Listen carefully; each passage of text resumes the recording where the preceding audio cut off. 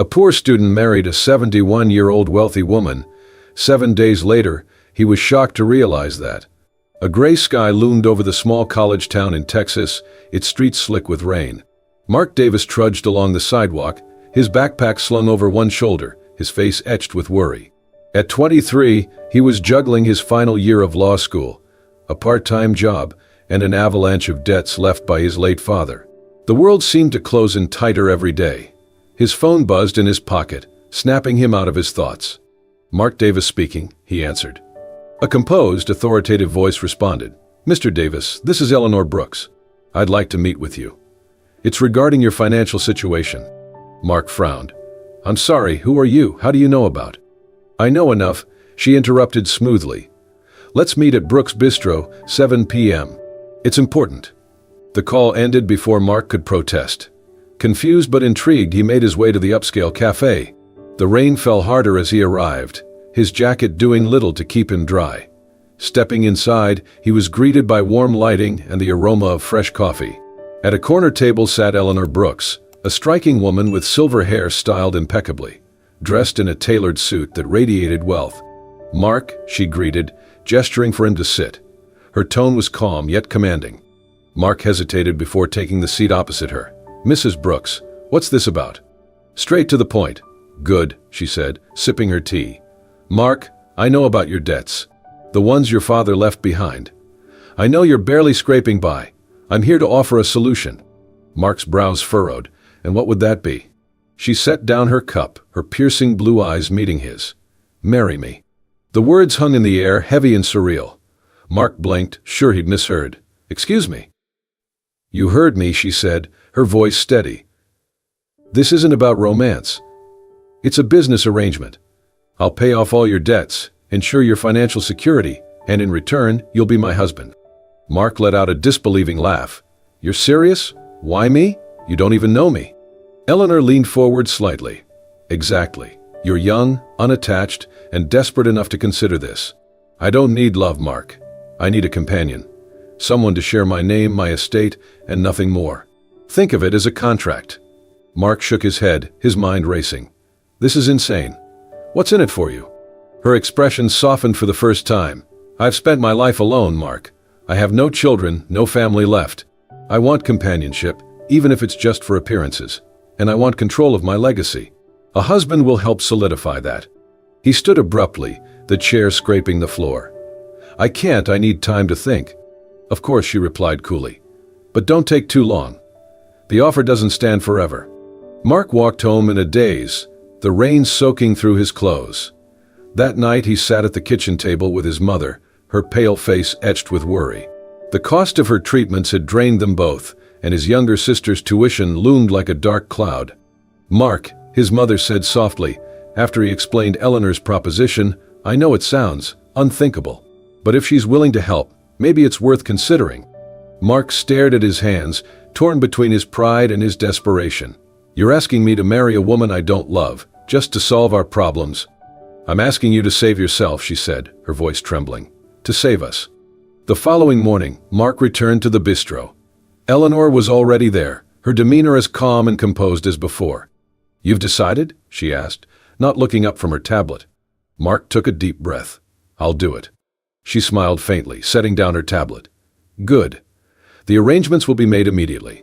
A week later, Mark stood in a small courthouse, dressed in a suit Eleanor had provided. The ceremony was quiet, witnessed only by Eleanor's lawyer and a notary.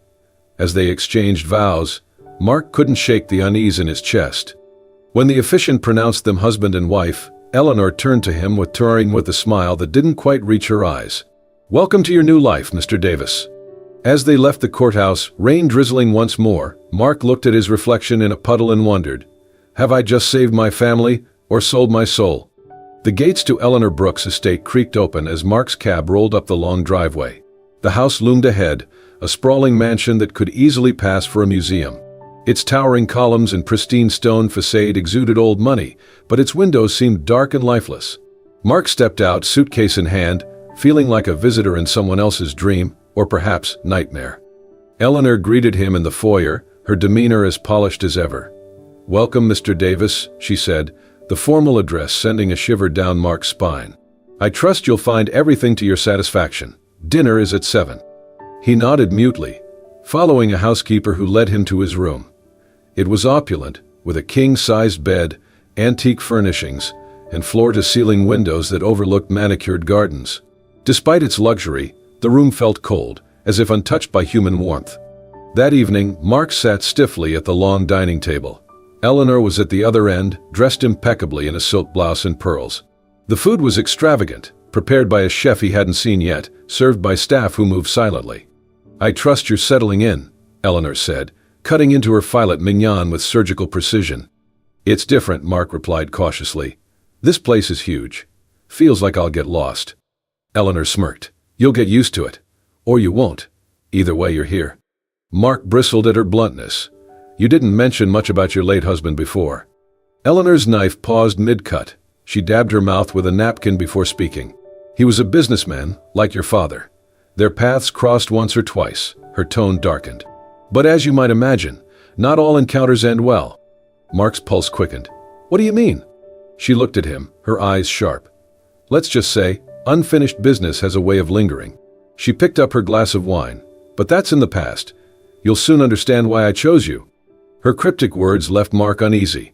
After dinner, he wandered the halls of the estate. The house was eerily quiet, save for the faint creak of floorboards underfoot. He passed several locked doors, their brass handles gleaming in the dim light. Each one seemed to whisper secrets he wasn't meant to know. As the days passed, Mark grew more unsettled. The staff avoided eye contact, speaking in hushed tones when they thought he wasn't listening. He overheard snippets of conversations that made his stomach twist. Why him?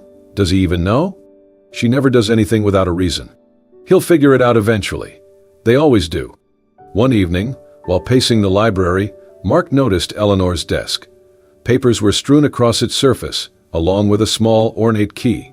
It gleamed under the desk lamp, its intricate design catching his eye. His gaze darted around the room. No one was there. Heart pounding, he reached for it.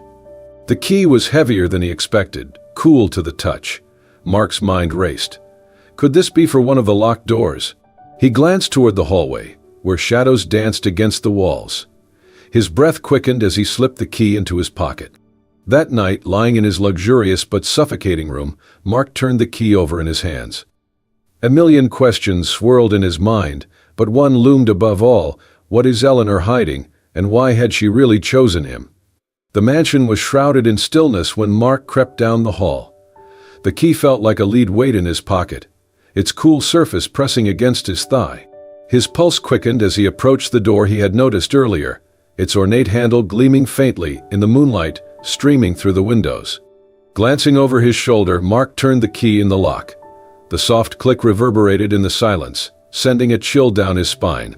Slowly, he pushed the door open. The room was a time capsule, frozen in another era. Dusty furniture and faded wallpaper surrounded him. Photographs in tarnished silver frames lined a table, their images capturing happier times, Eleanor as a young woman, a man who must have been her late husband, and another couple Mark didn't recognize. But it was the stack of papers on the desk that caught his attention. Mark flipped through them, his eyes widening. Legal documents detailed failed business deals between Eleanor's husband and Mark's father. A particular letter, written in sharp, slanted handwriting, accused Mark's father of fraud. "You ruined everything. My family was left with nothing because of your lies."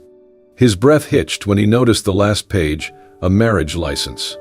His name and Eleanor's stared back at him, stark against the paper. It was dated weeks before the wedding, far earlier than he'd known. On the desk lay an old leather-bound diary. Mark hesitated, then opened it. The entries were Eleanor's, revealing a calculated plan to trap Mark in a marriage that would fulfill her ultimate goal, to settle old scores. "I will take everything from him, just as his father did to me. He will be my pawn." Mark froze as the door creaked behind him.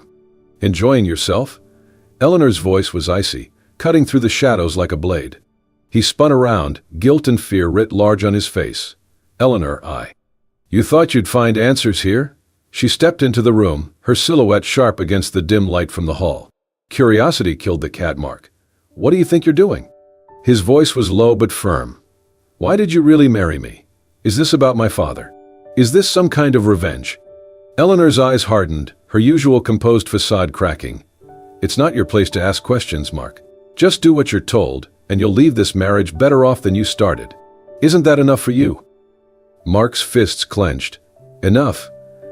You've lied to me, manipulated me. This isn't a marriage, it's a trap. Eleanor's lips curled into a faint smile, one that didn't reach her eyes. A trap, is it? Maybe you should have thought twice before signing those papers. She stepped closer, her tone venomous. You may think you're smart, Mark, but you're just like your father, blind to the damage you cause until it's too late. Mark glared at her, the weight of his father's legacy crushing him anew. If you hated him so much, why take it out on me? I had nothing to do with what he did to your family. Eleanor stared at him for a long moment, the silence stretching like a taut string. Finally, she turned on her heel. You're in over your head, Mark. Stay out of matters that don't concern you. With that, she left the room, her footsteps fading down the hall. Later that night, Mark lay wide awake in bed, his mind racing. Eleanor's words haunted him, but so did the documents and diary. Why had she gone to such lengths to entangle him in her schemes? Was it really just about revenge? His thoughts were interrupted by the faint sound of Eleanor's voice. He slipped out of bed and crept toward her study, pressing his ear against the door. Make sure the transfer is complete, Eleanor said, her tone sharp and commanding. We can't let him back out now. Time is running out. Mark's blood ran cold. Whatever was happening, he was in deeper than he'd ever imagined. Mark sat alone in the grand library, his mind a whirlpool of fear and confusion. Eleanor's cryptic words and the damning contents of the locked room made it clear. He was in over his head. The once imposing estate now felt like a gilded prison, its luxurious trappings concealing dark secrets. That evening, Mark approached Mr. Harris, the estate's head butler, a man whose calm demeanor suggested he'd seen and heard more than he let on. Mark, Mr. Harris, I need your help. Something isn't right here. The older man regarded him with a steady gaze, his hands clasped behind his back. Mr. Harris, I was wondering how long it would take before you came to me. Mark, you know something, don't you? About Eleanor, about all of this. Mr. Harris hesitated before speaking. You're not the first young man to be drawn into Eleanor's world, Mark. She's clever, resourceful, and ruthless when it comes to her goals. My advice? Watch your back. Mark's chest tightened. Why are you still here if you know what she's capable of? Mr. Harris's expression softened, a flicker of regret passing across his face. Some of us don't have the luxury of walking away. Determined to find a way out, Mark began devising a plan. He reached out to a trusted friend from law school, Peter, under the guise of catching up. Mark, Peter, hypothetically, if someone signed a contract under coercion or false pretenses, is there any way to void it? Peter, hypothetically, yes, but it depends on the evidence. Why? Are you in some kind of trouble? Mark deflected. Just a class project I'm working on. Thanks, man. The next few days, Mark carefully searched Eleanor's office whenever she was away, hoping to uncover something that could explain her obsession with his father. Late one night, as he rifled through her desk, he found an envelope addressed to his father. The letter was a scathing condemnation, written by Eleanor herself. It accused Mark's father of embezzlement, fraud and deceit that had led to the financial ruin of Eleanor's family, and ultimately the death of her husband. You left us with nothing. My husband's heart couldn't take the stress, and he's gone because of you. I will see to it that your family pays for what you've done. Mark's stomach churned. Eleanor's actions weren't just about reclaiming her fortune, they were about revenge, fueled by years of pain and anger. Returning the letter to its hiding place, Mark resolved to act. He couldn't allow Eleanor to use him as a tool for her vendetta. That night he began mapping out possible escape routes from the estate. But Eleanor's sharp instincts caught wind of his unease. The next morning she found him in the breakfast room, her icy presence cutting through the quiet. Eleanor, you've been busy, haven't you? Mark froze, his spoon halfway to his mouth. I don't know what you're talking about. Eleanor smiled coldly. Don't play coy with me, Mark. If you think you can outsmart me, you're sorely mistaken. I've dealt with far craftier opponents than you. Mark swallowed hard, trying to keep his voice steady. I don't know what you're accusing me of, but I'm not doing anything wrong. Eleanor leaned closer, her voice dropping to a venomous whisper. If you betray me, you'll wish you hadn't. Remember that. She straightened and left the room, leaving Mark to grapple with the growing realization that escape might be more dangerous than staying. But staying meant surrendering his life to Eleanor's twisted plans, a fate he refused to accept. The air in the estate felt charged as Mark paced the library, the weight of his discovery pressing heavily on his shoulders. The private investigator he'd quietly hired had just left, confirming the devastating truth. Eleanor's late husband, Harold Brooks, had been swindled by Mark's father in a fraudulent real estate deal that stripped the Brooks family of their fortune. Harold's death from a heart attack soon after was the final blow, leaving Eleanor embittered and determined to exact revenge. Eleanor's proposal to marry Mark had been more than a calculated plan to settle scores. It was a way to make his family suffer, even from beyond the grave. Mark clenched his fists, anger coursing through him. How could she blame him for his father's sins? But as much as he resented Eleanor's actions, he couldn't deny the pain that had driven her. That evening, Mark met his law school friend Peter in secret. With Peter's help, he compiled the evidence he had collected from Eleanor's office and the investigators' findings.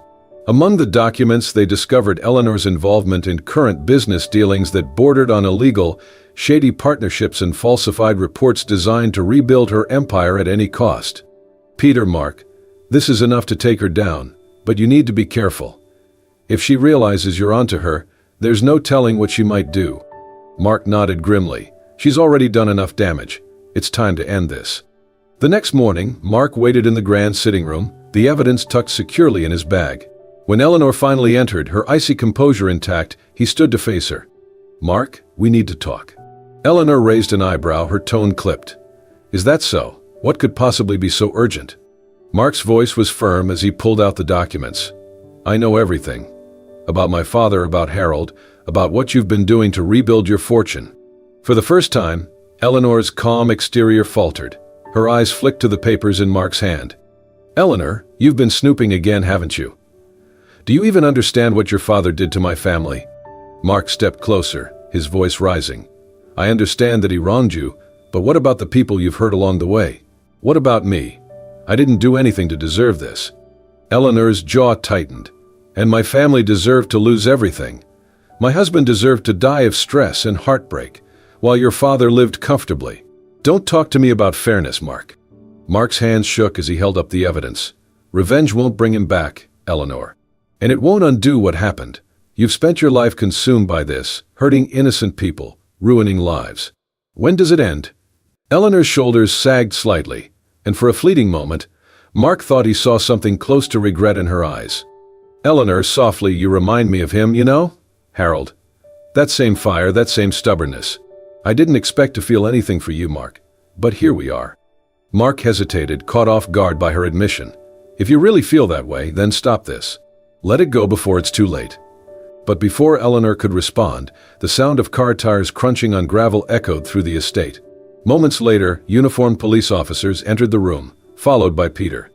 "Officer, Eleanor Brooks, we have a warrant for your arrest. You're being charged with multiple counts of fraud and conspiracy." Eleanor's face hardened as she looked from the officers to Mark. "Eleanor, you called them." Mark met her gaze, his voice steady.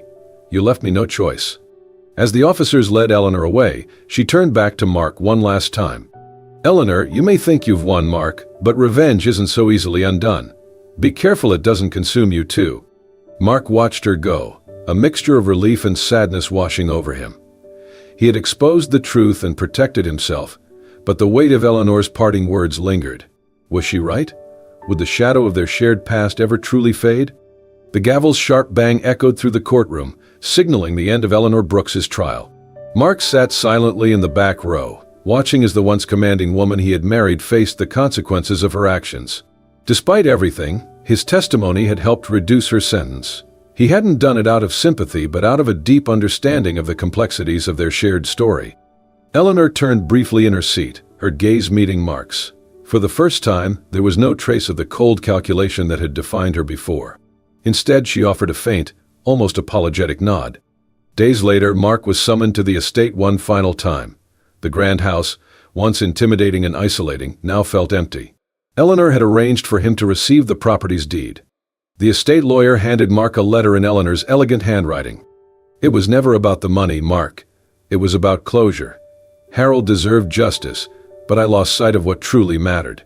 You've shown me something I thought I'd forgotten, the capacity to move forward. This estate is no longer a monument to my pain. It can be something more. Use it well." Mark sold the estate, a decision that came easily. Its grandeur had been a gilded cage for both him and Eleanor. The proceeds allowed him to pay off his family's debts, finally freeing his mother from the shadow of his father's mistakes. With the remainder of the funds, Mark established a scholarship fund in Harold Brooks's name.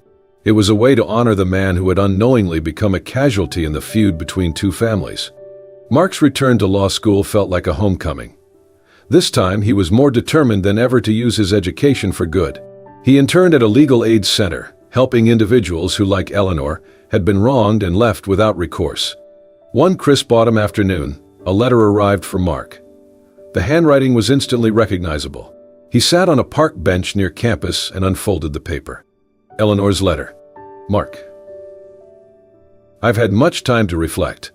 For years I believed that revenge would heal the wounds Harold's death left behind. But I see now that revenge is its own prison. Your kindness, even in the face of my mistakes, taught me something I never expected. Forgiveness is not weakness. It is strength. Thank you for being better than the world around you.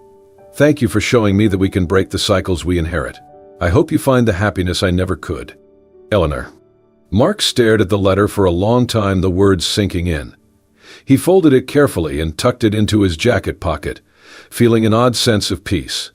A year after Eleanor's arrest, Mark stood before a group of scholarship recipients at a small ceremony.